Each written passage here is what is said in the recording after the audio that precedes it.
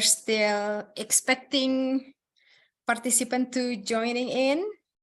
So you may start introducing yourself on the chat box, who you are, where you are from. I saw some familiar names here.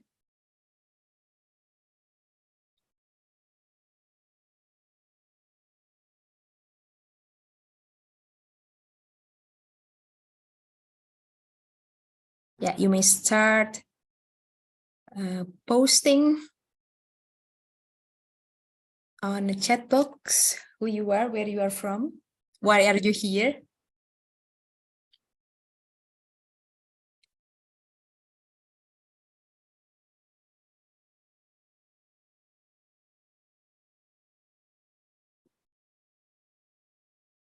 Hello, Ibu Tri, how are you?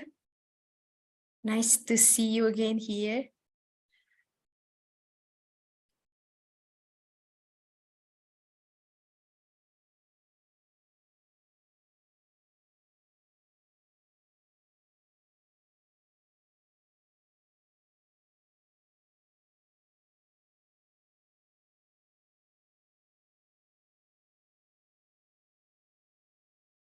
We have Anissa here. I believe you are from Cianjur. Hi, from Cianjur.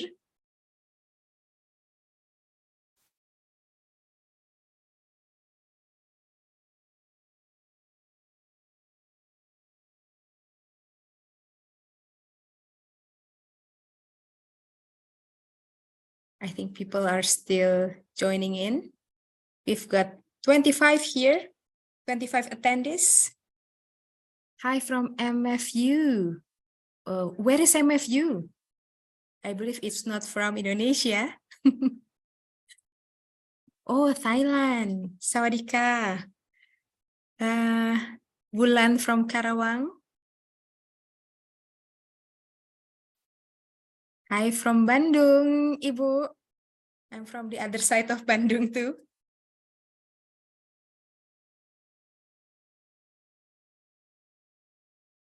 Yes, Ibu Tri. I've seen you several times. Hi, Tang from Upsi, Malaysia. I think Pak Jati went to Upsi a few years ago, probably. Yeah, Joe from the Isle of Wight. Or it's sunny there. It's very warm here in Bandung, in Indonesia. Oh, hi, Medan, far, far away from Bandung. Okay, then let's get the show started. So good afternoon, everyone. Welcome to our webinar today. And I'm thrilled to be hosting another iTELL webinar. For those of you who have been part of the iTELL event before, welcome back. I saw some familiar name. And for those joining us for the first time, allow me to introduce you to iTELL. iTELL is a non-profit association dedicated to educators with a special interest in harnessing the power of technology for language teaching and learning. So here at iTELL, we have our biannual conferences to provide a space for knowledge sharing and networking and professional development. And our events usually bring together experts, researchers, and passionate educators who are eager to push the boundaries of language education through innovative technology integration. And in addition to our conference, we also regularly host free webinars and online workshops, just like today, enabling educators across Indonesia and also from other countries to stay connected, exchange ideas, and learn about the latest advancement in educational technology. So we aim to empower educators with tools, knowledge, and network necessary to navigate the ever-evolving landscape of educational technology. We know that it keeps changing, it keeps moving, it keeps innovating. Every time we check the Google, there is always one new technology tools for us.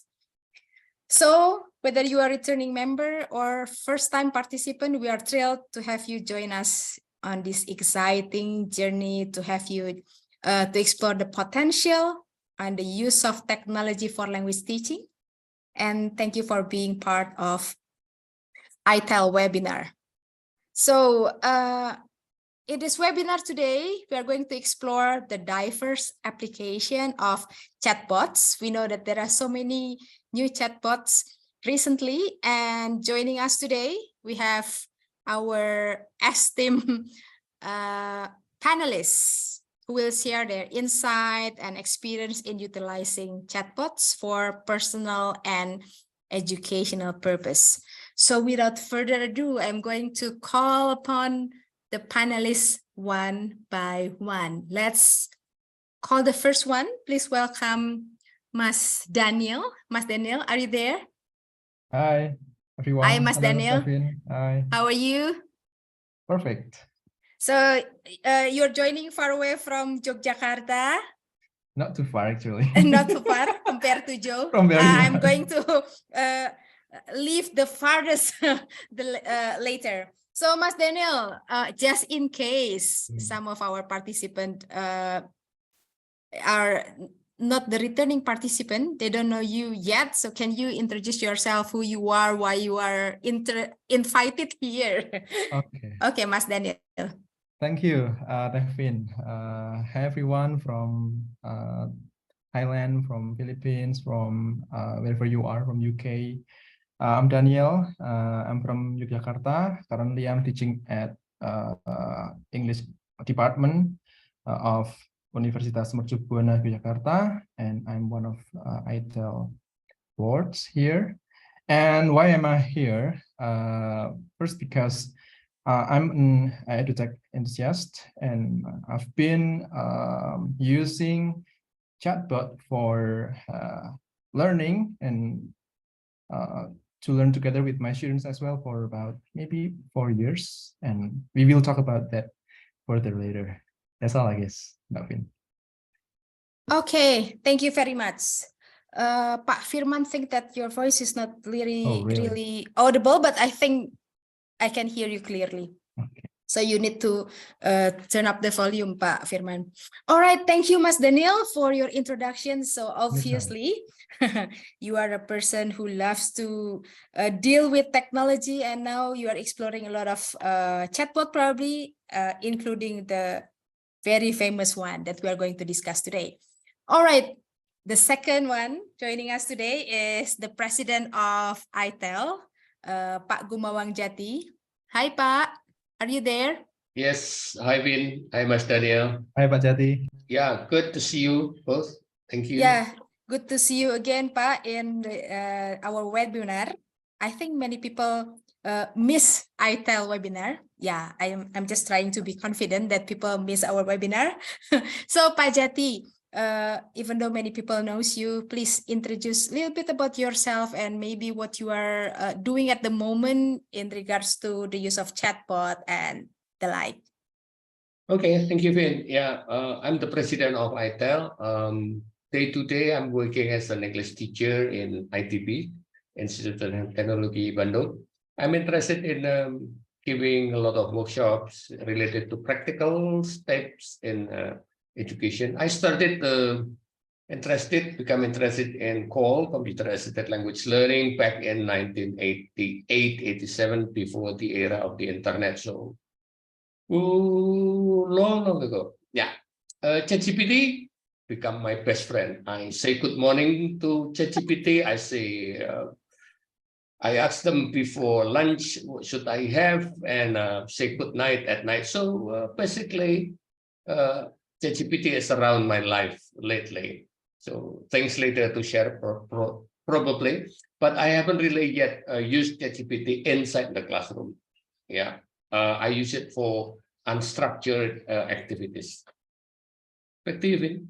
Okay, thank you very much, Pak. Hopefully ChatGPT doesn't replace your friends around you, yeah? Now that you greet him or her, I don't know, how do you treat, is it a him or a her?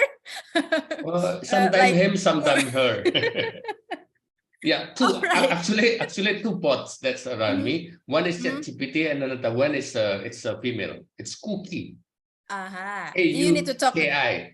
You need to talk about Cookie later in the main course of our webinar. Thank you, Pa. Now, everyone, I'm going to call upon our special guest star.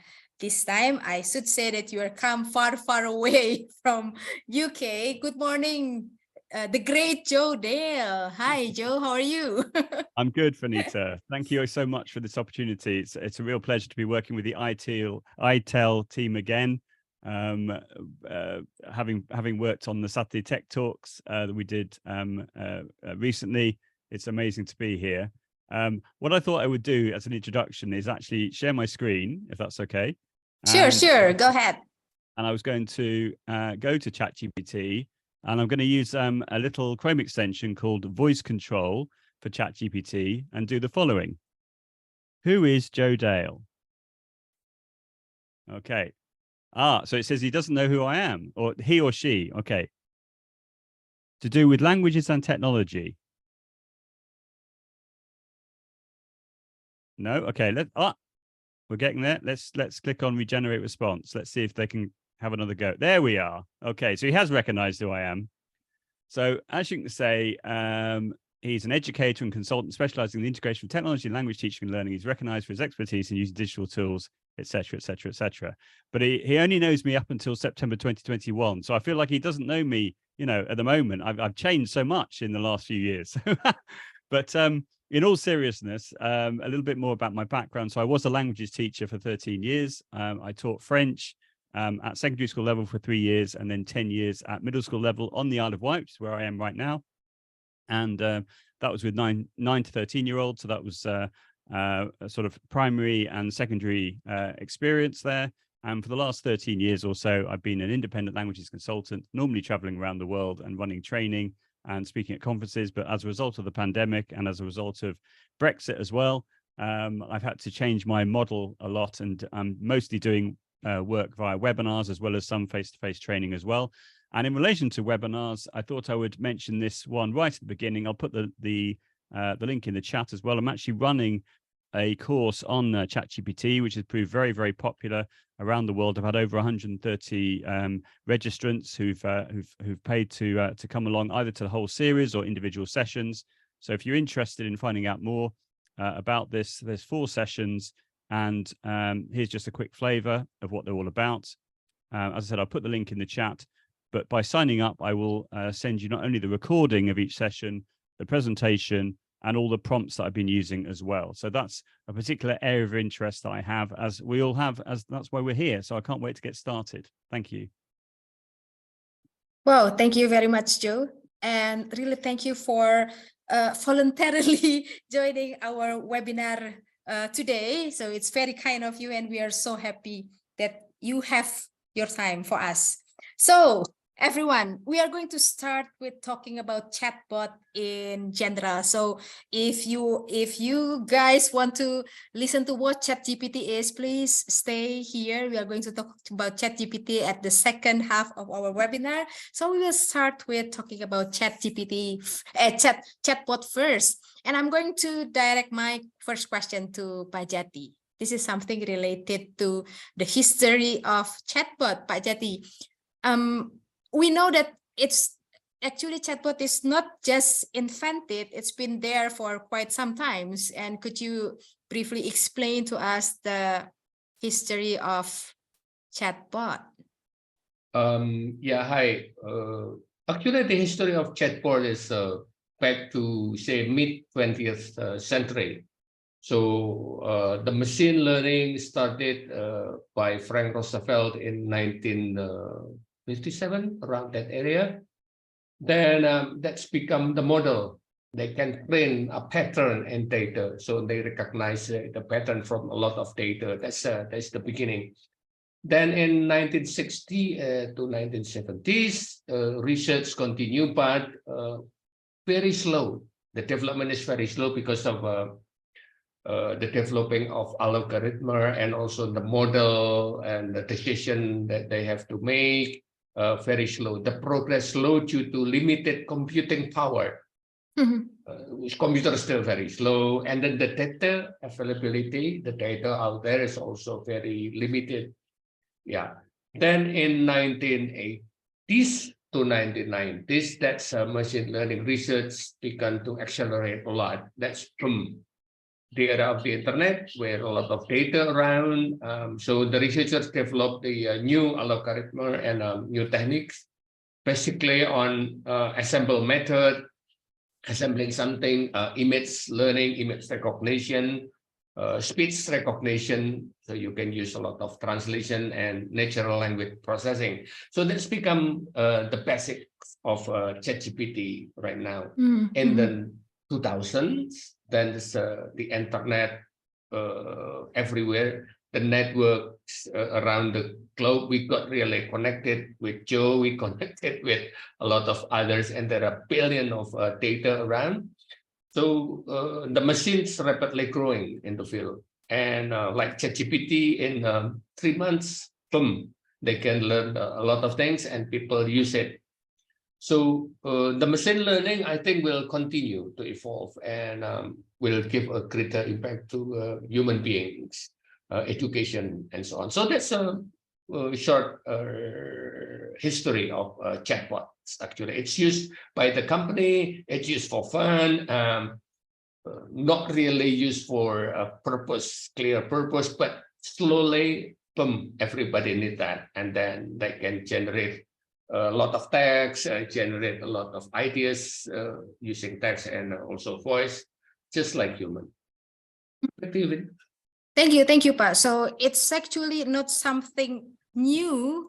It's been there for a long time, but maybe due to the new trend in ChatGPT, it becomes very famous now. Yeah. Before we move on, I also would like to invite the participant here to share the kind of chatbot. Maybe you're familiar with some chatbot and you have been using it for some times. You can just drop your line in the chat box so that we can discuss later. Okay, any chatbot that you have ever used before? Just to give a clue, I'm going to ask Mas Daniel then. Mas Daniel, have you ever used any chatbot before? Thank you, Mbak Fin. And thank you also, Pak Jati, for bringing us to centuries ago. So everything changed a lot. And in the past 10 years, or 5 years, I started to use one of my favorite chatbot called Replica. And well, there are a lot of AI tools that we can use. Some have been mentioned in the chat box by Mas Fajar, like Bing Chat, Bard, Character AI, and then Buvidya, Notion, Copy AI, Writer, Sonic. And in my mind, when we define chatbot, means that it is AI tool that can reply our utterance directly, spontaneously, because for some AI tools, they couldn't reply our utterance in a timely, but I can suggest some useful AI which is into chatbot, not only AI tools but chatbot, like Duolingo. It's not memories, I guess, because Zoom corrects my type, and then Linguist and SimSimi. I know that most of you are familiar with that, and Monly, and later I will talk about Replica, because in some classes I use Replica to help my students to develop their confidence, not only their writing skill, but also their confidence. And don't go anywhere. Later I will try to show you the difference between Replica and also ChatGPT. That's it. Okay, so you will keep the demonstration on the difference of ChatGPT and Replica later in the other segment. How about you, Joe? Do you want to say something about the existence of chatbot before ChatGPT? How can we differentiate it, or your impression about the old version of chatbot?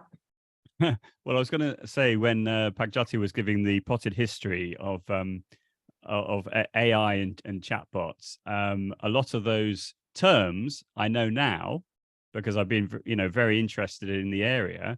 But before November 2022, I'd never heard of a large language model or natural language processing. So I've caught up hugely as a result of that, I think. But my experience of chatbots essentially would be when I was buying something online, and I would have a little chatbot appearing in the bottom right saying, "Would you like me to help you?" or "Do you have any questions?" or those sorts of things. And chatbots being able to, deal with transactional language and those sorts of things, or certainly when I've been at conferences and seeing when people are talking about chatbots and how they can be used, they were fine up until that point for simple transactional language. But as soon as you asked it anything to do with more conceptual ideas, it would sort of fall down and it wouldn't be able to cope as well. Whereas the whole idea around generative AI and the ChatGPT technology is it's changed everything. And now, because of all the data that's been input into it, and through the natural language processing, it means you can have this human-like conversation with it. And so that's why it's such a game changer, I think. Yeah, I agree. So in the past, it's more like transactional. I say something and the chatbot will respond, and usually they cannot really continue with the next conversation. But with ChatGPT, it's really a game changer. And to my surprise, Pak Calm Down is here. Hi, Pak Calm. And you are saying that you are using Amazon Alexa with the teacher trainer. I wonder if you are using it with your kids too, with your son at home. Well, okay, many people start mentioning ChatGPT, but stay there. We are getting there soon. There is a question from Ibu Maria. I'm interested in replica, as Pak Daniel just said. I'm writing a study about, you are writing a study about the use of replica. Interesting. Looking forward to that. All right, then. I think we are going to move to ChatGPT since everyone is talking about ChatGPT. But before we start the discussion, I'm going to share a short video. Let me see if it works. I need to share the sound. Wait a minute. It's been a little while since I use Zoom. So hopefully I can share. Can you see my screen now? Yes. Okay. And now I'm going to make sure that I share the sound. Let's see if I can do this. Can you hear any voice? Not yet. No, not yet. Okay. I made a mistake, I guess. I couldn't find the sharing. Oh, here it is. Oops, Pajati, I think you have to give me access as a host, I guess. Sorry. Okay. I can give you access as a super host. Make a host. Okay. You are the host now. This is interesting because I cannot tick the share sound button. Oh, okay. Pajati, I think I'm gonna need your help. Sure. I'm going to share the link to you. Okay. Put it in a chat box. Okay, and please share the screen. I don't know. The sound setting is not activated on my side. Okay, let me try this now. Yeah, share the screen, share sound. No, it's not activated somehow. Oh, okay. Let's just skip it. So let's just forget about the video. Well, we can talk about ChatGPT starting from all of you, the panelists. So if you don't know ChatGPT yet, it's a kind of chatbot that can help us a lot. And later some of us will demonstrate what ChatGPT is, I guess. So let's just start with what ChatGPT is. I want to know your first impression when the first time you use ChatGPT. Anyone want to take this question? What was your impression? What kind of questions that you asked to ChatGPT at the very first time? Okay. Can I? May I? Yeah, sure. Pak. Okay. The first time, I did not really trust ChatGPT when people talking about that, to my surprise. So I used it kind of just say hi. I treat it like another bot, so not taking it seriously. But then when the answer is getting right, then I started creating jokes like, I want to teach, one morning I woke up and I said, I want to teach my class, what should I do? And I start giving a lot of advice, nonsense. And then I start making another context. My students are undergraduate, they are studying mechanical engineering, and I'm in a chapter 4, I'm going to give a critical reading. Is there any advice? Then give me a lot of advice. Starting then I have a quality of a talk with ChatGPT. At the beginning, I'm very polite. Morning, how are you? How do you feel? You know, it's like treated like human. But then I scratch my head. Maybe I'm too crazy with this machine, you know. So then right now I change the way I approach that. I say hi, of course. But then I organize my notes, my questions, and then I always give context before I say something or when I need an advice. Clearer context, that surprisingly they give a clearer response. That's the power of ChatGPT. That will not happen to other chatbot like Cookies or Replica or Elsa or, you know. Yeah, that's my first impression. So I'm very polite to a robot.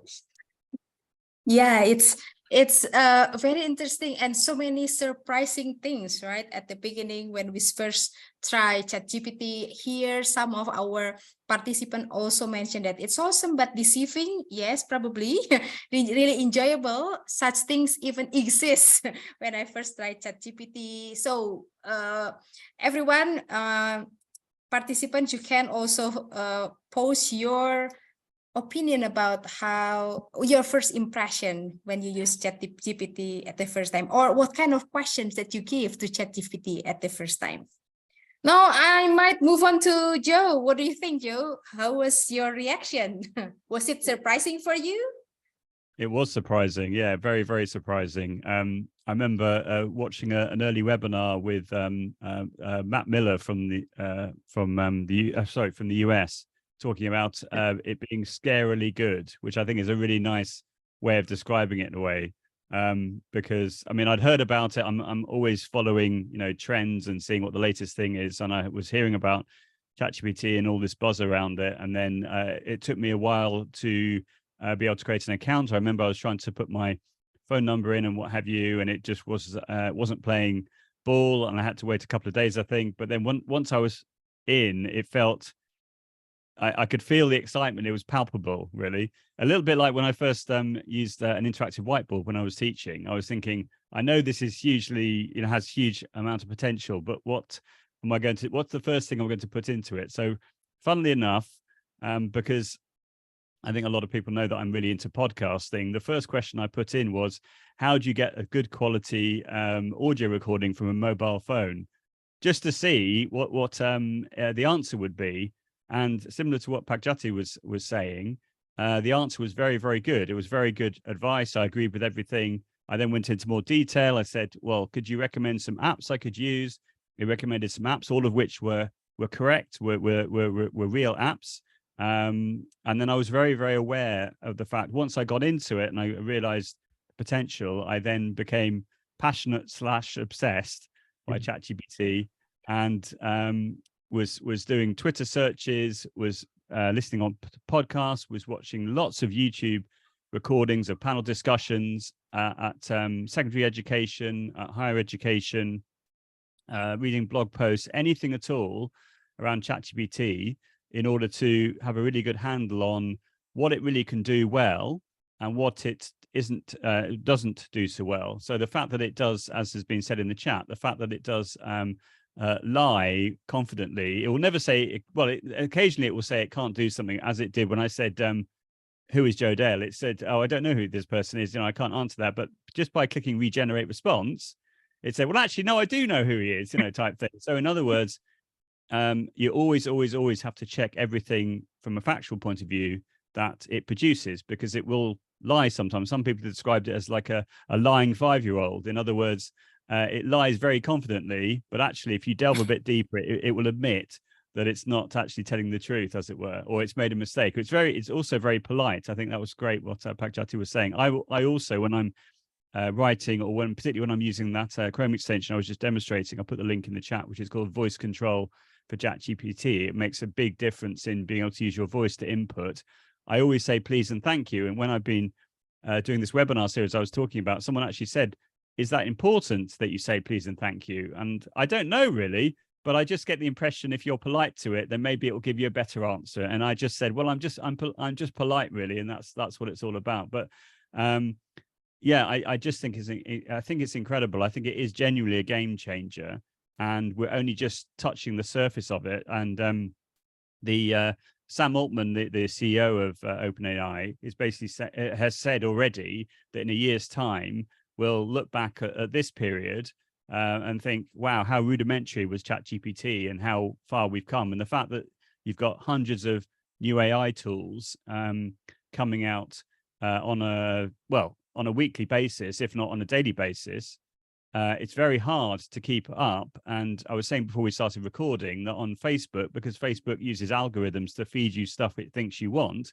every single time I open up the Facebook app, there's a post about ChatGPT, which is good, but it's almost as if, you can't get away from it. So I'm just really, really, really enjoying the ride of working out what it can do well and what it can't do as well. But I think in language teaching, because of the whole natural language processing, I think it's amazing. And that's what I've been trying to show on this course, to help language teachers seeing more than just asking it a question, getting some input, some output back, maybe creating a text and things like that, but actually doing a lot more detail. The fact that you can get it to mark work, the fact that you can get it to create activities with comprehension questions with an answer key, just by showing that to people when they don't realize, it's just, it's that wow moment. But there's other things you can do as well. You can do more sort of visual things. You can get it to code a KML file for Google Earth, for example, so that you can then do a Google Earth tour, which takes a matter of minutes to do. It's a lot quicker than doing it manually. You can get it to make a Google My Map, to personalize a description of a local area, which you could then say use another tool like recording your screen and turn it into a speaking and writing activity. You can make flow charts and mind maps. There's so many things that you can do. It's incredible. But anyway, I'll stop gushing and I'll pass back to Finita. But it's amazing. It's really amazing, I think. Wow, that's amazing, Joe. I think you've been exploring ChatGPT a lot, and I believe that some of the participants are curious to know about how to use it. Maybe you can also demonstrate one or two strategies in using ChatGPT. But now I'm going to move to Daniel first. Mas Daniel, do you also use ChatGPT for your day-to-day life? How did you do that? Would you like to give a kind of short demonstration on how to use ChatGPT for Dummy? Probably in case some of the participants haven't tried using ChatGPT yet. Okay. Well, I started to laugh when I read the chatbots here. Yeah, because some also mentioned that it is not only for teaching purpose, but also to win lottery. Really? Okay, yeah. So it's funny, yeah. And also, yeah, we have to see every challenge.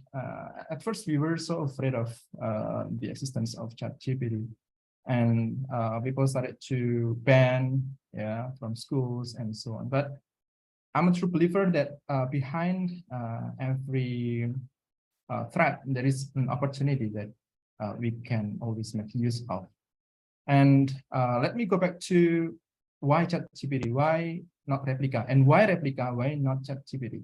Let me share my screen. Okay. Just a little example. Okay. All right. So this is probably what Pak Jati talked about when we talk to ChatGPT as if he or she was a human. Yeah. Then he or she admitted that, well, you can read the response. Okay. So this is why we do not learn with ChatGPT for practicing our maybe writing skills, okay, which is more conversational. But when we come up with replica, then you can find this kind of response. Okay, the same question, but it answers with different, different reply, yeah, which sounds more human. Okay, and yeah, this is. Let's just conclude that we already know when and how to use ChatGPT and also replica.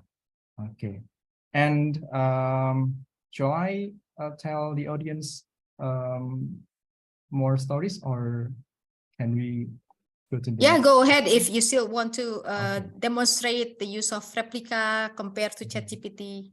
All right. So, you know that I don't know how many of us here are teachers, but you know that ChatGPT gives us lots of aid. Yeah, that's why I try to see ChatGPT from different angle. It's not our enemy as teacher, but now things are different, like what Joe taught us. Yeah.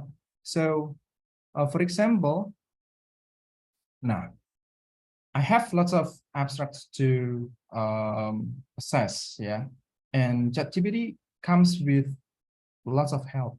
Yeah.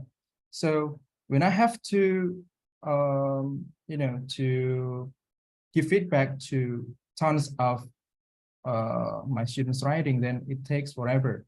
But by only giving the right prompt to ChatGPT, then it can give us so many feedback, and I can just read again. Yeah. So we cannot take it as it is. We have to read. Still, we have to read, and also to give it back to our students. Yeah. So actually, the secret behind ChatGPT is not in our instruction per se, but also to our prompt. Am I correct, Pak Jati and Jodil? Yeah. So I think the power of prompt is very important here. But then when we come up with replica, okay, so the response is totally different. Okay, maybe she's dying to read my my message. So okay, nah. So this is a bit of illustration, the differences between the two, powered by AI, but coming with different results. Yeah, and Yeah, this one. That's a very good point, Mas Daniel. The old type of chatbot, they are trained with limited resources. For example, Cookie, it's trained to be humor. So respond using natural language processing algorithm, but it's for humor only. So any prompt you give to Cookie, for example, will respond in a humorous type of language that they will generate. Replica, a lot of advice usually given by replica in relation to emotion and feelings and things like that. So in that area, yeah, ChatGPT, that's a different, it's they got more data, they collect more, or they study longer probably in the school. they use a lot of data to regenerate that. So that's different. I'm going to share my screen just 1 second to show Cookie, for instance. let me start sharing my screen. Just to show the difference. Okay, share it there. That's a cookie. It's the famous cookie with telling a lot of jokes because it's the winning chatbot competition for entertaining human. So if you laugh and you're stressed, you can play with cookie. So I will say hi, for instance. The answer, Heather Jati, so try to be funny, and you will not find this dancing thing in a ChatGPT for sure. How are you doing, for example? I'm doing great. How about you? Sad.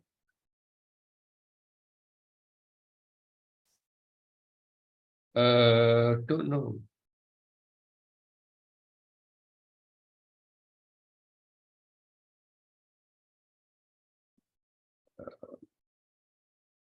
Then I will say, do you have,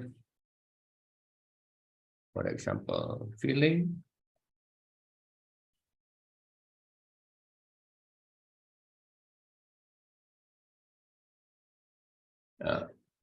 So your computer.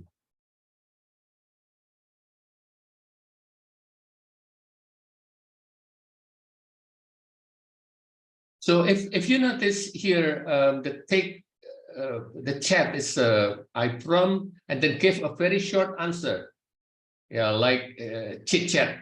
If you talk to ChatGPT, you give one sentence, and then they will give you a lot of information, very long one. So it's a different type of a chatbot. Yeah.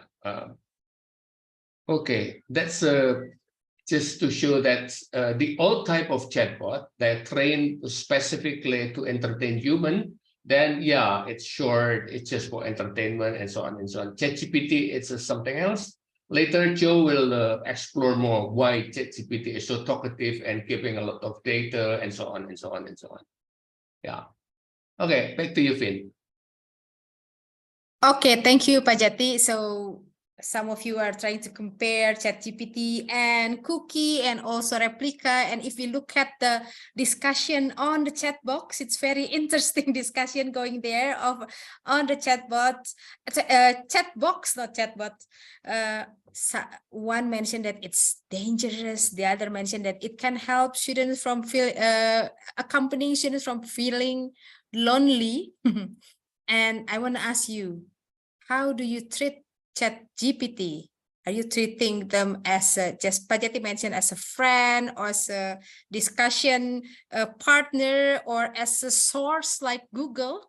How do you treat ChatGPT? Mas Daniel, you want to pick that question? Okay. What is ChatGPT for you? Well, I'm so interested with this question. First, I've just mentioned that it is our learning buddy, either as a researcher or as a teacher.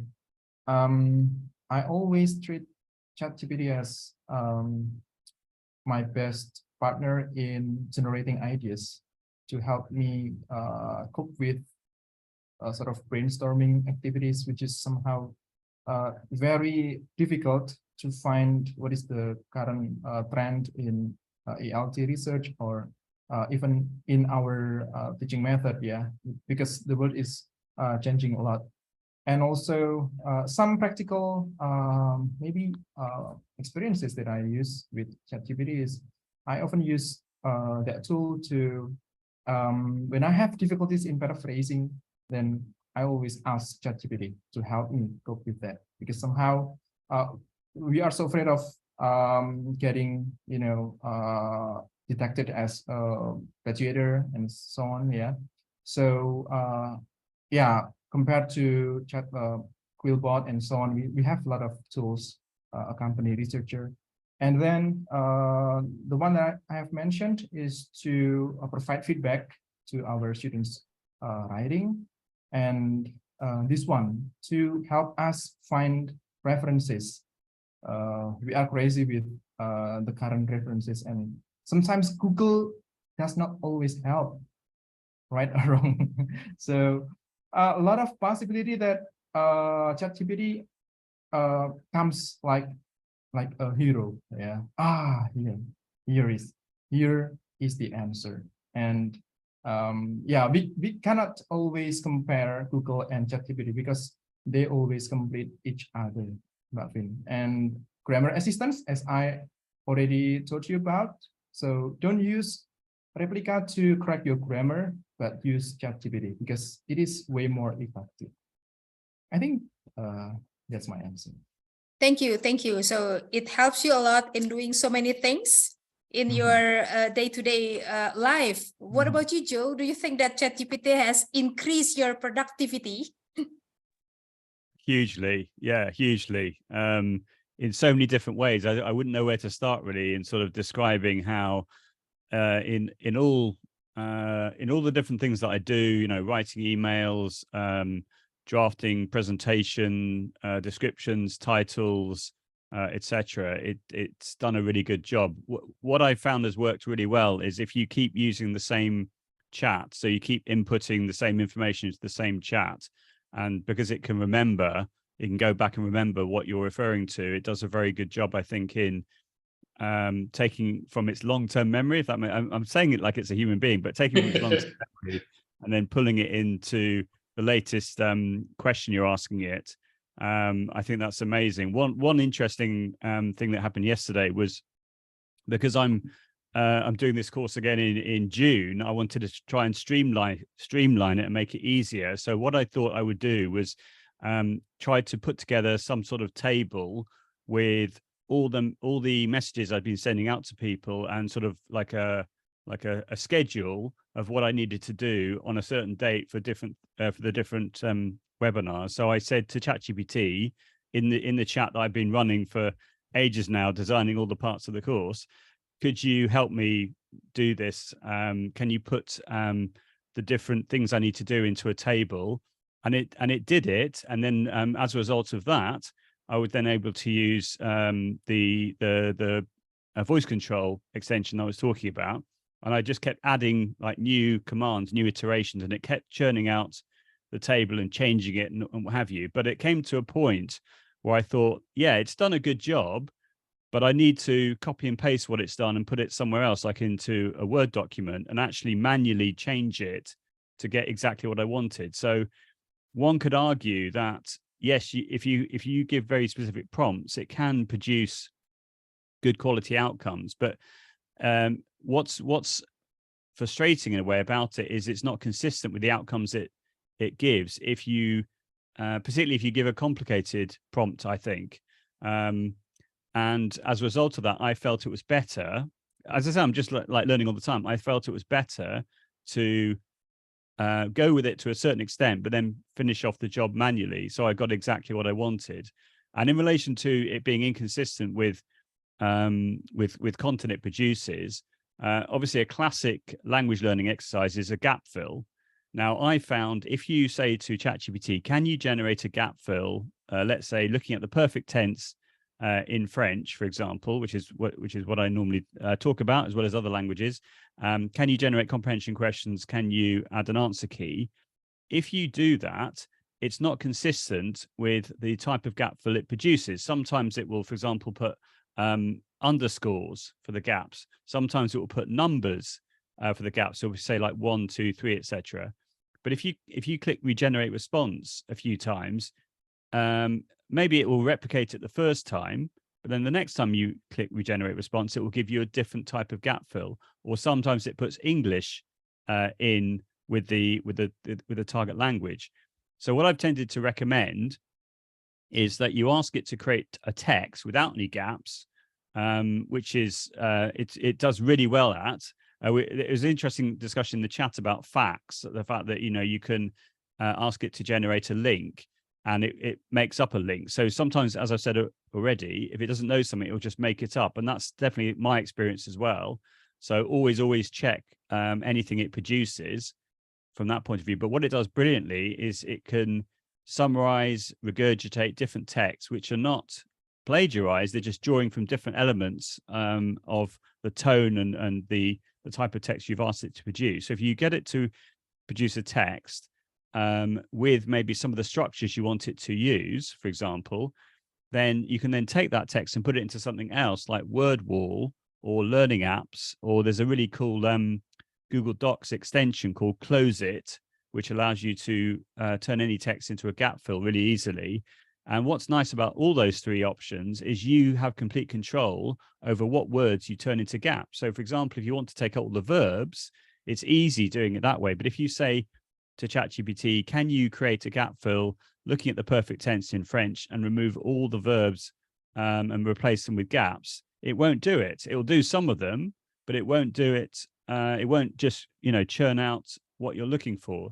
So again, so I would just encourage everyone just to play and play with it and work out what it does well and what it doesn't do as well. And that's something that I found it doesn't do as well. So I think it's better for it to excel by creating a text and then put it into something else to then remove the gaps. Another thing that it does really well as well is this idea of narrow reading, whereby you ask it to produce a text and then you ask it to produce the same type of text, but changing some of the structures slightly. So maybe you're looking at a particular set of structures that you want to focus on. You ask it to create, say, 4 texts with slightly different wordings or slightly, customization or slightly different structures, and get it to generate a comprehension task. So, what is the difference between text 1 and text 2 in relation to what time so and so got up in the morning, or what's the spotting the differences, for example. And that's something that I've heard from teachers, that normally it takes them a long time to produce narrow reading exercises because of the fact they've got to think carefully about the text they use and they make, and the fact that ChatGPT can do it in seconds is a great time saver, I think. So it's just working out what it does well, but definitely for gap fills, I found that it's better to just get it to produce a text and then put in the into the gaps. And I know we're going to come on to sort of fears about ChatGPT, but one thing in relation to sort of the idea that it's going to kill creativity, to me, it's the opposite.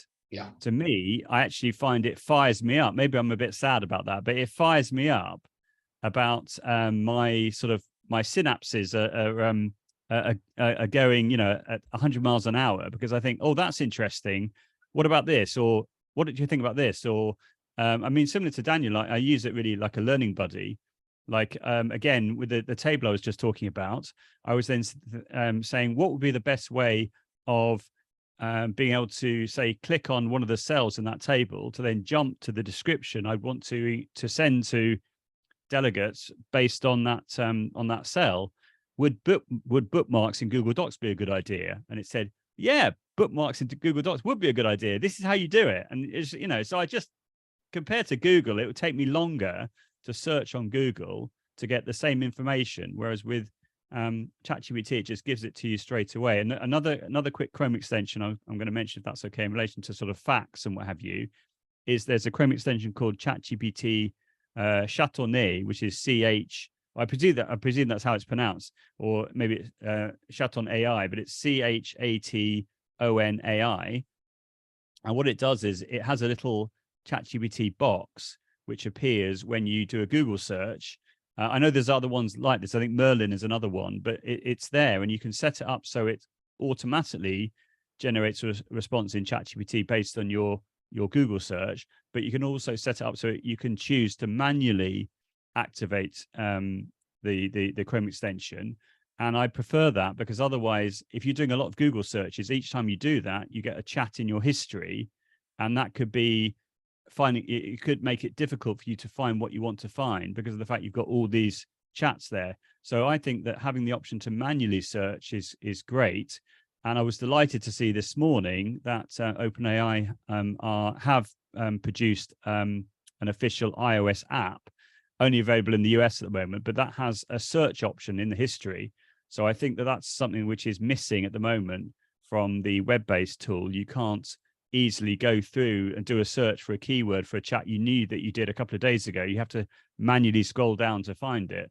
And there's not a way I found as well to pin a chat to the top, which would be great as well. There's a Chrome extension called pin prompts, which I tried, but it just doesn't work properly. I said to I tweeted the developer, direct message to the developer, said, I really want this to work, but it doesn't work.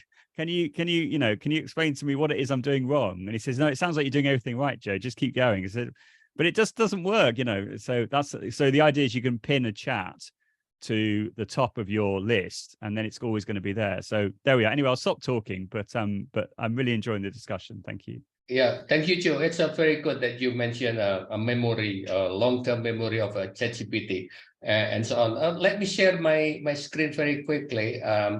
Sure. Hopefully that will help or give more ideas on memories. Okay, if you look at this side here, this is, I talk to ChatGPT a lot. Rewrite intro ChatGPT, that's I'm working on my paper. Then presentation ITP, that's for my student. For example, if I click that, this is a topic that I talk to ChatGPT because I'm assigned to write a very quick PowerPoint for presentation for next semester. They're going to change the curriculum. What should I do? So when I'm talking about this, I got an idea, I got a prompt, so I just put it there. So what's the topic, what's the PowerPoint look like, how to assess the student, everything about presentation for next semester, like this, for example. Can you do the same with the delivery technique? Because I gave a comment previously here, so you can use something like that. When I tend to give a long task to do, usually I will say, do not do anything until I say done. So, I give a lot of text, for example, is it correct or incorrect, and so on and so on. When I give a long prompt, I always say, not in this one, but in, for example, when I rewrite introduction here, when I give text, very long text like this, can you rewrite this and more interesting to read, yet academic? When I give long prompt, usually I also said, do not do anything until I said done. So I can give 2 comment or 3 comment to combine to make the real context. So that's easier for the machine. When I put it here, they will remember long-term memory about presentation. This is about evolving world. Then they'll remember things that I talk about. When I suddenly ask something weird in this, not relevant to this box, then the response usually will come up with a funny response and scattered here and there. So it's good to organize here, this area, what you want to talk about. If you have topics, I think that's a good one. If you have, again, if you have a long prompt, you can say, do not say anything or do not do anything until I said done. When you said done, then they will do it for you. Because sometimes they will respond very quick. You haven't finished your ideas, or you are not very good in giving the prompt, they give the response, and then, oh, not this one. Yeah. Okay, back to you, Finn, before I'm talking too long again, like Joe. Thank you, Pat. Thank you, Joe. So before we move on to talk about the fear of people around us, obviously not us, people around us start to feel afraid of the existence of ChatGPT, I'm going to pay attention, to draw your attention to some questions here. If we listen to what you've been talking about, when we are using ChatGPT, I think we need to be able to critically evaluate the information that we get from ChatGPT. So actually we need to be smart to be able to use ChatGPT properly. And also we need to be creative in creating prompts and giving prompts to ChatGPT. People said that the better we create the prompt and the better information and the better result we can get from ChatGPT. So there is one question here from Marlene asking about how to create a high quality prompt to get better result or technique used in ChatGPT. Anyone want to take this question? Yes, Joe, go ahead. And Okay, so thank you. What I would recommend is that in the chat I put about Dan Fitzpatrick's prep framework, which stands for prompt, rule, explicit, parameters even. So in other words, introduce the question with a prompt, give it a role or voice. Also, I can't read it very well on my screen. Yeah, role, not rule, role. So giving ChatGPT to play a role is a really powerful way, I think, of improving your prompt. E is for explicit, be explicit in your instructions. Definitely that really helps. And then parameters, set the parameters of the answer. I think the more context you give ChatGPT, the better. So for example, you could say, I want you to create a text at A1 level according to the CEFR. I'm working in the UK. I'm working with a group of 11-year-olds in a secondary school, and I have a few students I have 2 students who are dyslexic. I have one student who is autistic, etc. What would you recommend for a lesson plan based on the needs of my different students, for example? So you're not putting in any student names, you're just giving the parameters for your prompt. Another thing that I found that's worked really, really well is similar to what I was saying earlier about putting in sort of different prompts. So I think it's called multi-prompting. If you multi-prompt to get the outcome that you want, once you've achieved the outcome that you want, you could then say, that's brilliant, well done. And maybe I shouldn't be saying well done, but anyway, that's brilliant, well done to ChatGPT.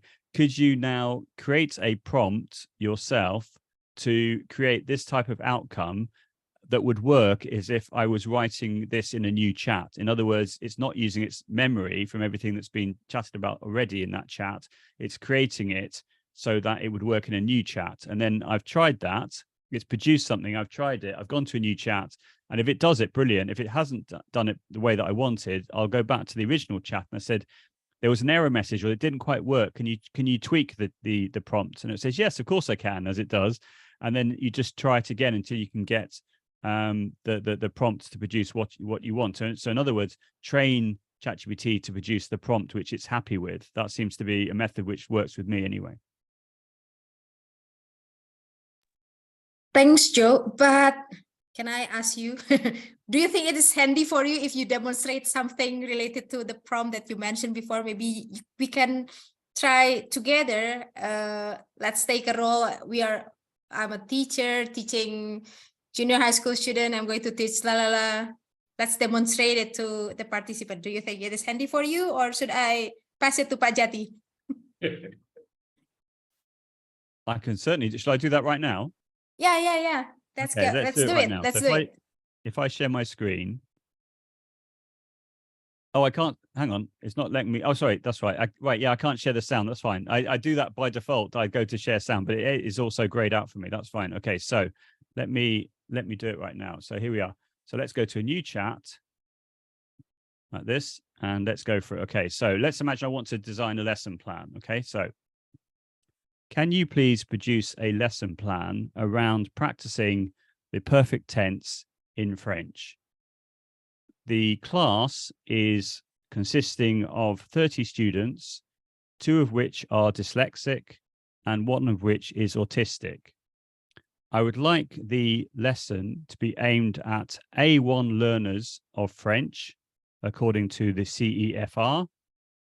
And I would like you to give 2 learning objectives, some suggested activities, some differentiated activities, some extension tasks, and a plenary.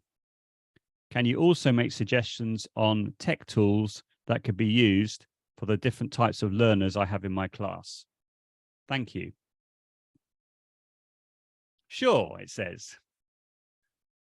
Okay, so practicing the perfect tense. I see it's put a C, not an S. So in UK English, it would be an S, but in US English, it's a C. There we are. So it's doing it all here. There we are.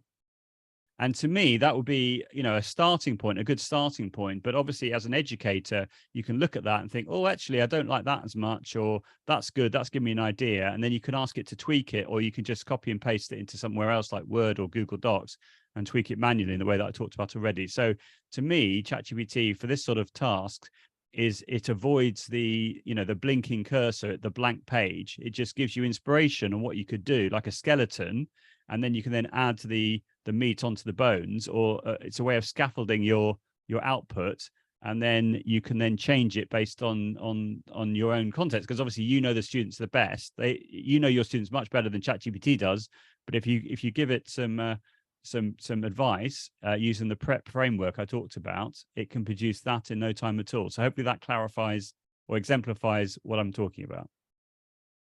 That's awesome. Many people say amazing. Maybe some of you who've been using ChatGPT all this time haven't tried to give a kind of complete prompts. You give the roles of the teacher, you give the context, what you're going to teach, the number of students, even dyslexia students are mentioned, and then the kind of task and activities that you want to have in your classroom. So teachers, don't worry, you are not going to be replaced by ChatGPT as long as you can think creatively on what to prompt, right? So, and then after that, you still need to analyze it. Yes, Yeah, Joe. I just add something as well to that. So I didn't say the class is based in the UK, or I could have said, for example, could you please use the if you have a national curriculum document, I could then say, could you use the national curriculum document for the UK or for the particular area that you're in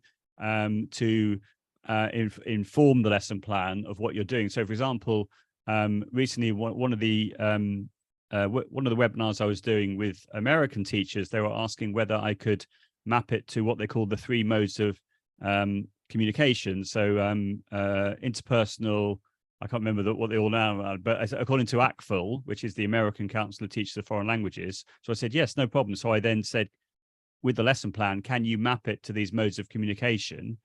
And it just did it, no problem at all. So if you, because it's been fed all this information, you can actually get it to produce something based on a country-specific situation to do with, say, national curriculum or what have you. Now, I know that it goes up until September 2021, but there's a really interesting Facebook group which is called AI and ChatGPT for, hang on, I'll just get rid of some of these things. Yes, AI and ChatGPT for Australian school leaders and teachers. And that's exactly what they've been doing. So they're able to use like the Australian curriculum up until September 2021, but then with the new version, they've just been able to tweak it a little bit, give ChatGPT the new information, and then it's been able to work, produce lesson plans, feedback, etc., based on the latest version, because of the fact you can tweak it and input into ChatGPT what you want it to understand as a context. So you can do that as well. It can be country specific, it can be curricular specific as well, to make it even more precise. Yeah. Joe, can I ask you, Joe? Can you show the your screen again and prompt with, for example, you want to create a rubric for this particular lessons. What prompt are you going to say? Okay. Well, in relation to rubrics, yeah. If I just go to a new chat, if that's okay, because it so happens, I think this is another good tip. If I right click here, can you see I've got a Chrome extension called Canned Replies, right? Yeah. If I just explain what that is, if that's okay, because I find this is a real productivity game changer for ChatGPT. So if I go to the Chrome Web Store and I put in Canned Replies, it looks like this. I'll put this in the chat for everyone as well. So this is what it is. And what you can do with this is you can essentially make a list of all the prompts that you want to use. So you can see here, you've got a little plus icon and you've got all these different items here. So what you do is you go to the extension, which is here, click on that. And then these are all the prompts I've got in this particular list. So if I click on the plus icon here, then what you can do is you just put in the title of your prompt and you put in the body text and you click add. And then you can go down, you can see these are all the ones that I've got currently in my list, but I can always export them. So I export it as what's called a JSON file, which is a text file basically. And I can rename it. So you can have as many lists as you want to, just named, using a certain convention. And then once you finish with one, what you would do is you would click delete here and delete all the entries. It doesn't delete the file, it just deletes the entry, and then import another list, use those and delete them on this interface, and then import another one. So in other words, you can basically import the list, whatever it is that you need at the time that you need it. So with that in mind, if I go to here and I right click and go to canned replies, and I go to create a rubric and give feedback based on the rubric like this, as you can see, it says create a rubric and a table for marking a 12 to 13-year-old's written text about what he or she did last weekend, practicing the perfect and imperfect tenses in German. I don't speak German, but I was speaking at or I had to record a keynote talk for the German Teachers Association in South Australia tomorrow morning, so I couldn't face being up at 1 o'clock in the morning to present. That's why I've written that. Create 3 times 100 word text as an example with 5 deliberate mistakes in each one, making each text progressively more advanced. Mark the text using the rubric and give feedback about the mistakes using our examples in context. So if I click here right now, it's going to make the rubric for me like this. It's giving an example text like this, okay? And then it's marking it for me based on the rubric. So what you could do is you could actually design your own rubric, or if you have your own rubric, you could basically input that into ChatGPT. Can you see it hasn't finished here? So you just click continue generating. So, and then it carries on. So what you could do is you could get ChatGPT to understand what your rubric is, and then input student work, making sure you don't include any personal information, and it will then mark that work, give feedback based on your rubric. There we are. Does that answer your question? Yes. I just I know how to do this. I just want you because you are on the screen to show the participants here. One more joke. If I want to make or create a PowerPoint on this lesson, what do you usually, or how do you usually prompt your ChatGPT? Okay, well, I have a prompt for that. I don't have a prompt with me right now in my list, but if I just explain what you have to do, what you can do is you can ask it to generate an outline in Word, whereby you have, let's say, titles and then bullet points for the different elements that you want to include within your PowerPoint. And then, in fact, shall I just, can I come back to that? If I stop sharing my screen and I find the prompt, I can show you live. Is that okay? Yeah, sure. Okay, sure. I'll stop sharing and I'll show it live, because that'll be better, won't it? Okay, just give me a second while I do that. Okay, while we are waiting for Joe, there is a question in the Q&A here. Have you ever checked if the references that ChatGPT suggests accurate from Ibu Puji Rahayu? From my experience, I do not use ChatGPT for references. I tried some and I got disappointed that the references is not correct. The references doesn't exist. So you have to use other tools, not ChatGPT. ChatGPT is to generate ideas, things like that, but not for writing bibliography or references. They will give you the wrong reference anyway. Yeah, I tried several times and always fail. I don't know, Mas Daniel, do you have any experience? Same experience, Pak Jati, because I once also would like to find out the current references or experts, but it turned out that all coming up to the suggestions are people who myself are not familiar with, and sometimes they just took it from, I don't know, to any sources, which when I checked again in Google, it appears that those persons didn't exist. So I wonder where those persons are from. Because GPT is to generate text. to generate text. So it's not to generate based on facts whatsoever. It's to generate text. That's a natural language processing. So it's not really appropriate for references and looking at data or facts that's already exist. Yeah. Yeah. Can I add some more, Pak Jati? Yeah, sure. This is a good example that we need to tell our students about. Yeah. Like we should not always rely on information from ChatGPT. And to answer Miss Anisa's question and also her consideration here, concern, I guess how to stop students to overuse ChatGPT. Yeah, we need to tell them first the weakness or the drawbacks that ChatGPT brings. So by doing so, yeah, they will soon or later realize that they have to rely on themselves, because this is still once a robot, still a robot. Yeah, so we cannot like ban from our campus. Students will find a way, yeah, to get it back. So what we can do is to educate our students. Yeah. To ask our students to play around with it. Very good question, very quick from Pak Kom. It's do you think the university will back to paper and pens, not allow the computer and so on inside the campus? Well, probably at the exam, yes, but when they are doing tasks, I don't think so. That they should go back to pen and paper, Pak Kom.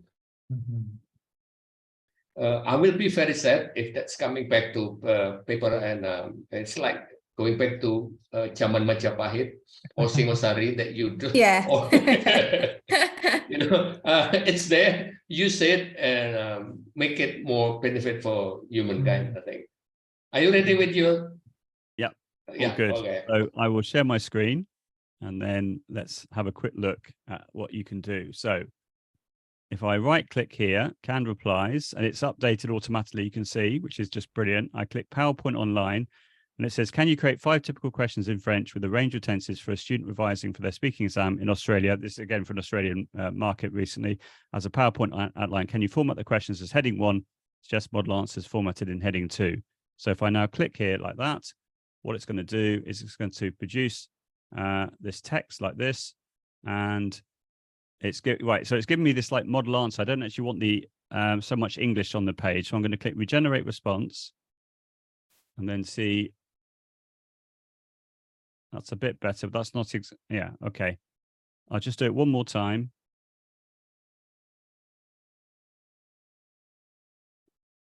And that's better. Okay. So there we are. So I'm going to take that text. There we are. I'm going to take that text like this, and I'm going to copy that. And then I'm going to put that into Word Online. Like this. Here we are. Oh, here we are. And here we are. And then blank document.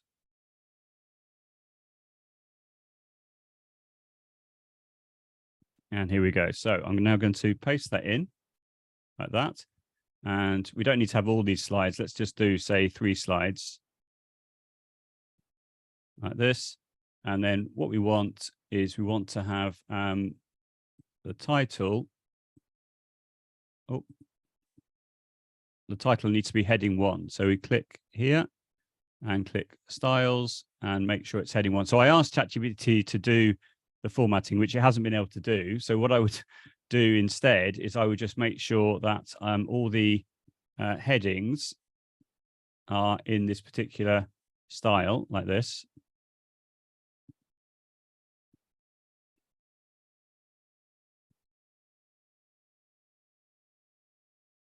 Etc. Obviously, I'm doing this live, so it's not going to quite look as polished, but you can imagine if you spend a bit more time on it, then it would look much better. So that's all good. I'm happy with that. And then from there, I'm going to make sure that the model answers are heading 2. So I go here and I go to heading 2, and then I click here again, like that. So this is called Format Painter, if you don't know, which is really handy for copying the formatting. Right, you then go File, Export, Export to PowerPoint. Okay, and then using what's called PowerPoint Designer, it then suggests some themes that you could use with this. You can click See More Themes if you prefer, like that. Let's go for that one. That's quite cool. So I click there and I click Export, and then within seconds, it produces a PowerPoint. I click Open Presentation, like that. And there it is. Okay. And as you can see, it's produced 2 slides. If I spent more time on this, I would be able to get it, looking exactly how I want it to look. But here, again, using PowerPoint Designer, you can choose what they look like, and it's automatically populating with pictures based on the AI, based on the text. It's working out what pictures would work here. Okay. So that's how you can make a PowerPoint. Shall I show you how to make one in Google Slides as well? I think that's wait a second. I think that's enough, Joe, just to give the Okay. idea that the No ChatGPT can do a lot of that. Okay. Yeah, back to you, Finn. Okay, thank you for the demonstration. It's very interesting. So we know that so many things that we can do, and we can incorporate other tools while using ChatGPT. So we generate the information, the ideas from ChatGPT, and we still use other tools. The last segment, we are going to start with the next segment.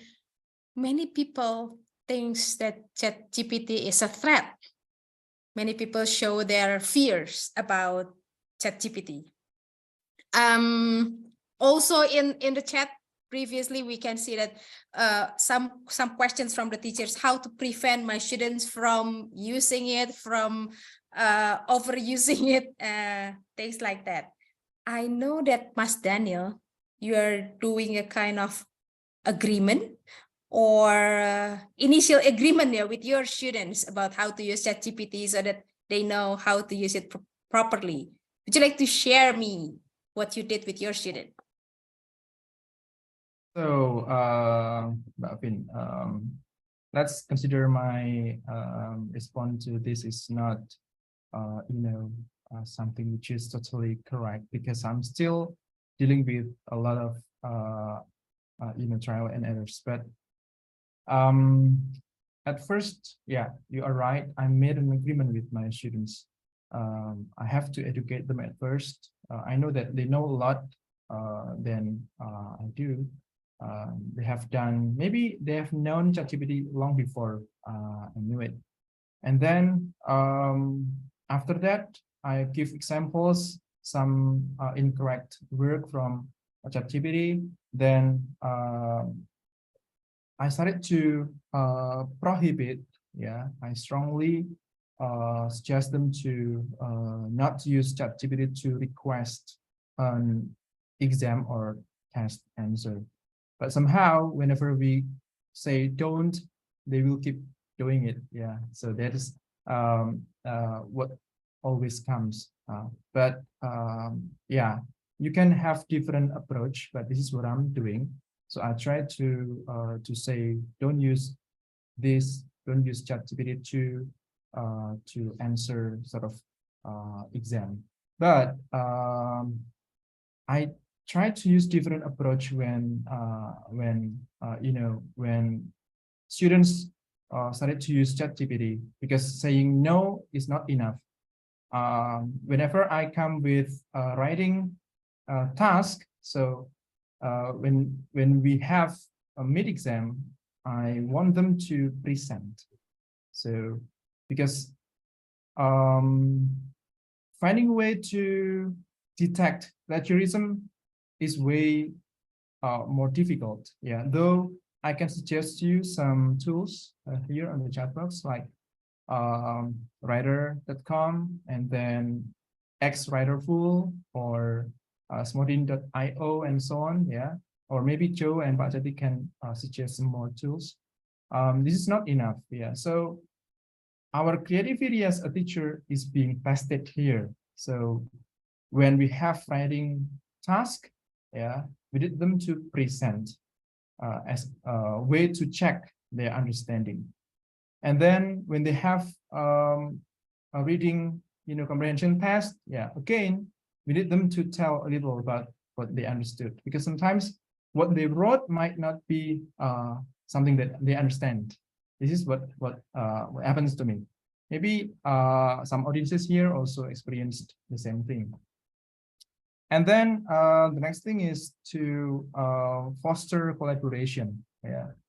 So there is always a way that to check students' understanding, not only through writing product, but also from how we see their collaboration, how they sometimes we need to change the questions. Yeah. Somehow some questions are not well answered by ChatGPT, something that is related to personal opinions. Yeah. So, and also something that is more maybe critical. Yeah. So I guess you can always have different approach. Yeah. Let's say eclectic approach. Yeah. So yeah, this is what I'm doing. Like to have various activities. Yeah. Informative assessment. Yeah. So yeah, we need to educate, and we need to make some variation in our teaching method. Yeah, I guess this is what I can say, Mbak Vin, and later I can add more. Thank you, Mas Daniel. And what about you, Pak Jati? I know that you are using ChatGPT with your students while you were having a writing class or academic writing class in your campus. Do you think that you have a kind of rules, or how did you accompany your students when they are using ChatGPT for their writing class? Yeah, thank you, Finn. For writing class, I give a lot of tools. Like I ask them to use a lot of Grammarly, a lot of other tools to check their writing. I ask them to use Quillboard. So I introduce a lot of AIs for them to writing, and I introduce ChatGPT. My instruction is very simple: use ChatGPT to help your writing. I did a lot of a little survey. I haven't finished yet, but to my surprise, not everyone knows ChatGPTs in my class. Some they don't know that, but most of them they say that it's a good tools to generate ideas.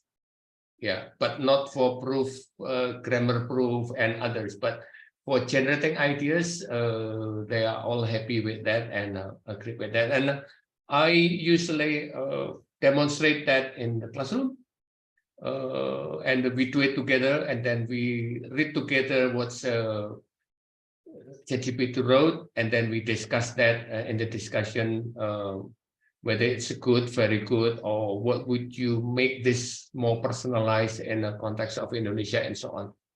That's the way I use it at the moment, and there's still a lot of other potential on that. Yeah, back to you, Finn. Thank you, Pak Jati. And what about you, Joe? How can we prevent people from fear about ChatGPT? Well, I think What will you say? I think what Pak Jati just said, I think that's exactly the right approach. So in other words, recognize the fact that students are going to be using ChatGPT, but make it clear to them that you're happy for them to use it as a way of promoting their independence and to get them to think and to be creative. But I think that they need to acknowledge the fact that when they've submitted work, they need to acknowledge the fact that they have used ChatGPT and reference that.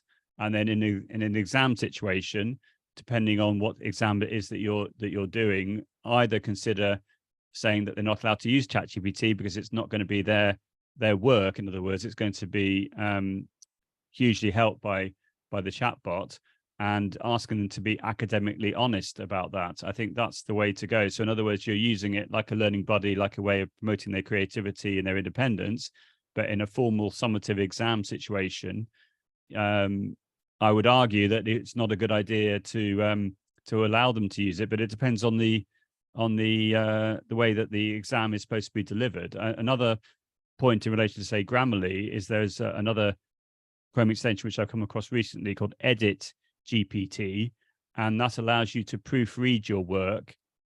So I think what would be nice possibly is to take a student's work with their permission, and then in a whole class activity, feed the text into ChatGPT using the extension, and then it will then highlight certain words in red and suggest improvements in green, and then you can then discuss with the class why it is that Edit GPT has made these suggestions. So it will tell you, for example, what percentage of the work has been changed. It's very clear on the highlighting, and you just have to click the little icon with a tick in it to then make that change. But to rather than just sort of change everything so it's all perfect, have that discussion with the class about why it is that the extension is suggesting the change. And then all you have to do is you just use these like particular prompts. You just write proofread this : proofread this : paste in the text, and then it does its magic. And it's very interesting. Again, I just discovered that a couple of days ago, and I think that could be a useful whole class activity, maybe replacing Grammarly. I'll put the link in the chat as well in a second. Wow. Okay. Thank you. Well, I think my question is related to Pak Kom question about how about schools with no technology. So how do you see ChatGPT, the impact of ChatGPT on our education for the future? What will it be like, the education, when we talk about future, maybe the next few months, we never know, or the next few years from now, what would the education be like? Anyone would like to get the answer? I know this is not easy. Okay, Mas Daniel, go ahead. What's your prediction for our future education with the existence of ChatGPT? Okay, I know my prediction is wrong, but let me share something. So this is, sorry, I haven't turned on the voice. Can I? Oh, it's disabled, but anyway, you can still see the video. And there is a voice behind. I'm sorry. Okay. Okay.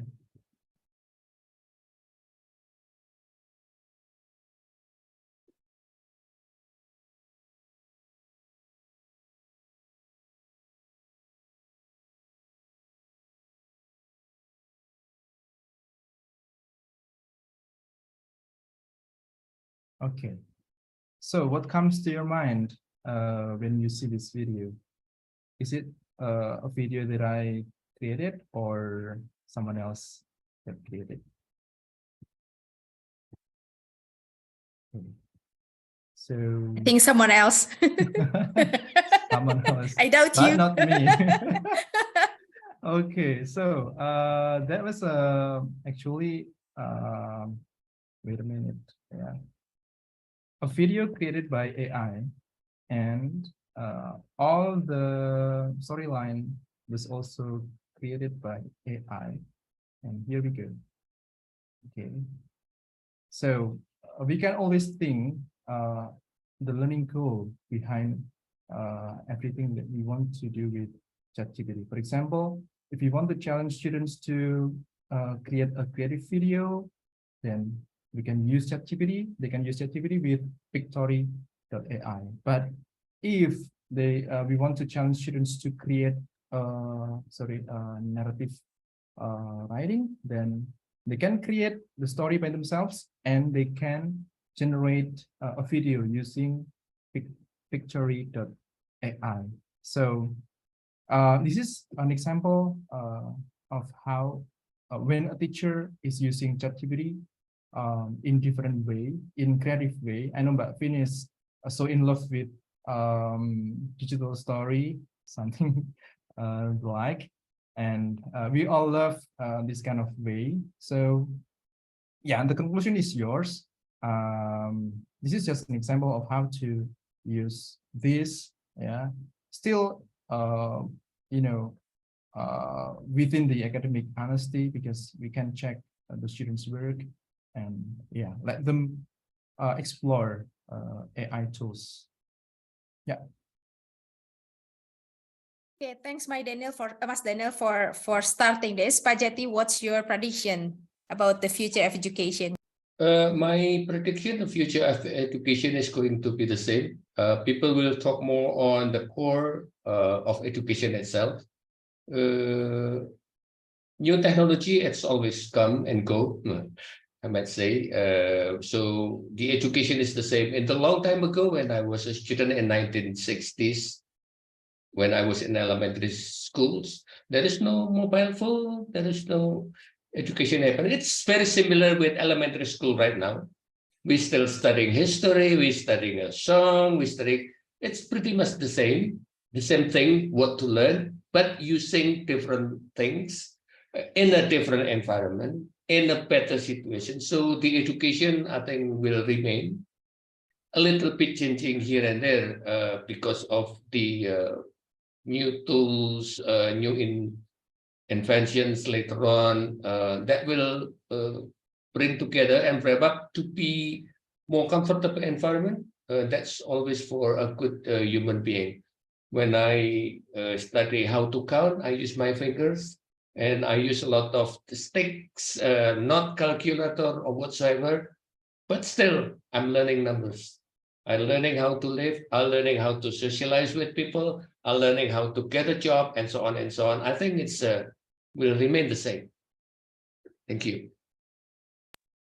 Okay, over to you, Joe. What's your prediction? Well, I think here in relation to sort of EdTech adoption, similar to what Pak Jati was just saying, I think that a famous adoption curve is very relevant here. In other words, if you haven't seen it before, if you just do a search for, well, I've put the link in the chat, but basically you've got the first 2.5% of people are innovators who are discovering, the latest EdTech tool, what it can do. You've then got 13.5% early adopters, which is, I think, probably everyone that's here right now, I would imagine. You've got 34% who are the early majority, and then you've got 34% who are the late majority. In other words, the middle of the curve, the vast majority of people who have heard about it but maybe haven't got time to explore it or what have you. And then you've got 16% called the laggards, which is a very good English word, which basically means the people who can't be bothered, who are not interested, etc. And that's not my word. That's the curve's word, laggards. So I think that's probably what we're going to see here. You're going to see teachers who are using AI, who are maybe pushing forwards, who are doing things more quickly, who are benefiting from it. And then you've got the teachers who are not using AI, who maybe are missing out, and maybe they're not interested. Maybe they I'm not saying that you have to use AI to be a good teacher, but maybe as with EdTech, I've always said this as well in presentations, you can be a brilliant teacher without using technology, but one could argue you're doing a disservice to young people if you're not using technology at all. And I know I'm sort of singing to the crowd, as it were, but I think that's really true. And if we're not using technology at all, then are we equipping students for the 21st century? And is this an equity issue? Now, in relation to internet connections and the fact that ChatGPT is still free, there's still a free tier. I mean, I've gone for the plus version, which means I can always get access. But in countries where the internet connection is not as fast, that's an equity issue, isn't it? Because there's going to be people who are just going to move forward, and no one can predict. I mean, before November 2022, unless you were really into AI and EdTech, you wouldn't know about ChatGPT, and it's all changed everything. So anyone who wants to predict the future, I think maybe that's a risky game, I think, to try and predict the future, because no one really knows how it's going to change. But I think that adoption curve is useful in this context for sure. Yeah, thank you very much. So we've been talking a lot about chatbot at the beginning, and also so many different angles on ChatGPT, how we use it, how we put the prompt on it, how we prevent our students from misuse of ChatGPT. There are some questions that I haven't looked at. Let's see, there is a question from Prita. let's start answering some questions. She said that I heard that the current feature of Turnitin is the ability to detect text generated from AI. The question is, since not everyone has easy access to Turnitin, is there any other easier alternative? Mas Daniel, is that the one that you mentioned can be an alternative to Turnitin? True. Okay. Yeah. And And right Grammarly as well can be used. Do they predict the use of ChatGPT in our text? Yeah. Yeah. All right. Okay. Great. Joe or Pajati, do you have any other suggestion, additional tools that we can use to maybe to check our students' writing, whether they use ChatGPT or human brain? Yeah. Well, sorry. Pachaduran's there. GPT-0. That's definitely we'll check that. Yeah, and there is another one, but I don't remember the name. Sorry. That's right. So there is GPT-0, but I think that with AI, you can just sort of put the output that ChatGPT has produced into another AI, and then it becomes very difficult to detect whether it has been produced by AI or not. I think there's one called Quillbot, Q-U-I-L, the paraphraser, right? Q-U-I-L-L-B-O-T. So yeah, essentially it's down to, you can't definitely say that something has been produced by ChatGPT. You can just suggest the likelihood that it has been. But there have been examples that I read about one today from a Facebook group suggesting that a lecturer had refused to mark all the work from the students because he had said that it was all produced by ChatGPT, and that was then proved to be not the case. Another teacher has posted a screenshot of ChatGPT whereby she had inputted the student's work and said, "Did you write this?" And ChatGPT said, "Yes, I did write this." So if you actually ask ChatGPT directly whether it's written something, but I don't know if these are made up screenshots or what have you. There was another fantastic screenshot of someone was asked to write about a Shakespeare play, and because they'd basically just copied and pasted, actually at the top of the answer it said something along the lines, it made it very clear that it had been written by ChatGPT, something along the lines of, I'm not an expert in this area, or I can't remember exactly what the words were, but it was very clearly, so they'd done it so quickly without thinking, and maybe they don't care, I don't know, but there's this idea around academic honesty. So I think that now that the cat is out of the bag, it's going to be easy for those students that want to cheat, which has been the case for years, obviously. They will find ways of using another AI to change the text slightly, and so it will become very difficult to work out whether it has been is the original work of the student or if it's AI produced. But essentially, if the work is far higher than what the student can produce, then that is the red flag to suggest that it's not their work. But it's tricky. It's going to be interesting how things change and how institutions at all levels react to this, I think, moving forward. Yeah, thank you, Joe. So it's not about detecting the students' work, right? Probably it's about how we give the task to the students and how we accompany them while using ChatGPT at the same time. One more question from Ibu or Bapak Alimin. She mentioned that I never start using ChatGPT for my students. My question is there any certain level? I don't know, here certain level, maybe appropriate level of students who use ChatGPT. And is there any step to use ChatGPT perhaps from beginning till the end, or just type the prompt? I think there are two questions here. First, which level of students is appropriate in using ChatGPT and what kind of prompt? Maybe some of the prompt have been demonstrated by Joe previously, but if there are some of you who would like to answer the questions on the level of the students and also the kind of prompts that we need to put for ChatGPT. I'll try first. For leveling, I'm not sure. I cannot answer that, but from my experience working with a university level, they are okay because they are adult and mature for that. I cannot really give advice or anything for, say, SMP and SMA, junior and high schools students. Maybe my advice would be the teacher should explore first, play around for a year or for 6 months using ChatGPT, and then you got the sense, and then you might find the answer there.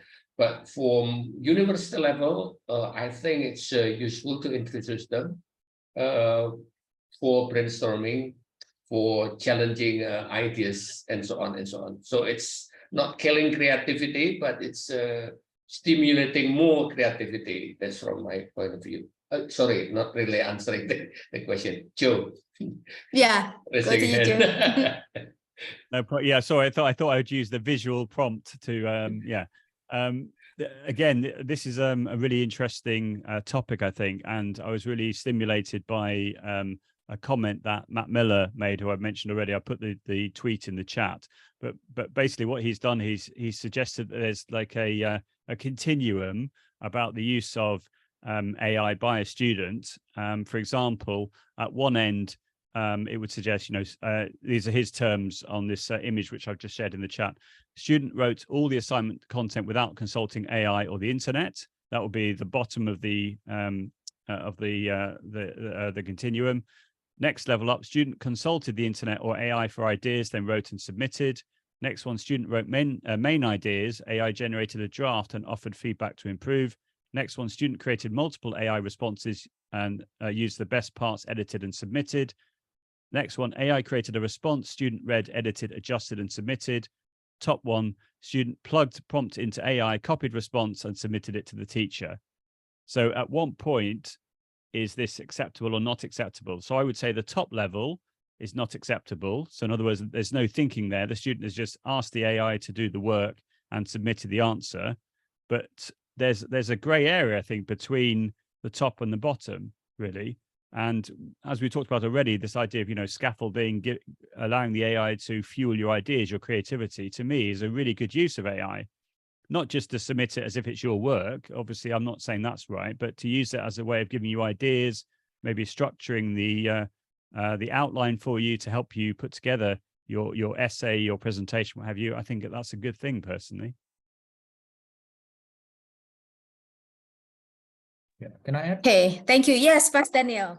Yeah, just to add what Pak Seti and Joe just mentioned, I started to think that in order to help students to find or to help them brainstorm ideas, we can start introducing ChatGPT from maybe SMA, yeah, or senior high school in under project-based learning framework, yeah. So it is good for them to, let's say, find solutions or to compare their methods to solve particular problem, yeah, and to check its effectiveness and so on, because this is part of research, yeah. So I guess in 5 years or 10 years from now, students can deal with AI a lot. So this is a way to introduce AI from ChatGPT from the beginning. So let me mention some fields, yeah, that I forgot to mention at the earlier of this webinar. So like customer service, yeah, we will use AI, and then e-commerce, we use AI a lot, like in Tokopedia or Gojek, yeah. And then banking and finance, who knows that they will work as an engineer there, and healthcare, human resource, and so on. So this is a good education about AI. So not just to mention the scary things or the beneficial of them, but to start using them together under particular companion by the teacher. And this is very useful for their life in the future. That's all. Wow, awesome. Well, I think if we keep talking, we can spend another 2 or 3 hours talking about ChatGPT. I believe that you still have lots and lots of things to share with the participant, but Well, time is it's almost 6 p.m. here. It's almost Maghrib. It's Maghrib time already here. So I think I have to wrap up this discussion. And before we close, I would like to have a big shout out to 3 of you, the amazing panelists. Thank you so much for sharing the incredible insights and experience. And then I also need to post the link to the certificate to all of you who've been joining us. There is the link to the certificate. Thank you very much for all the fantastic audience, for all the questions and response. You've been making this discussion become so fruitful because it's pretty dynamic, right? From the audience and also from the panelists. So I hope today's discussion has sparked your curiosity to explore more on ChatGPT, because I think we can never had enough of exploring ChatGPT. Thank you so much, Joe, Pak Jati, and Mas Daniel. Thank you so much for everyone joining us today. I know it's very insightful discussion. Thank you so much. And I'm closing this webinar, and goodbye. Yeah, thank you, Vin, Thank you, for everyone. everything. Thank you, Thank Pak you, Vin. everyone. Everyone. Thank you, Joe. Thank you, Pak Jati. Amazing. Yeah, thank you. Thank you, Joe. Okay, Welcome. I end this webinar. Thank you.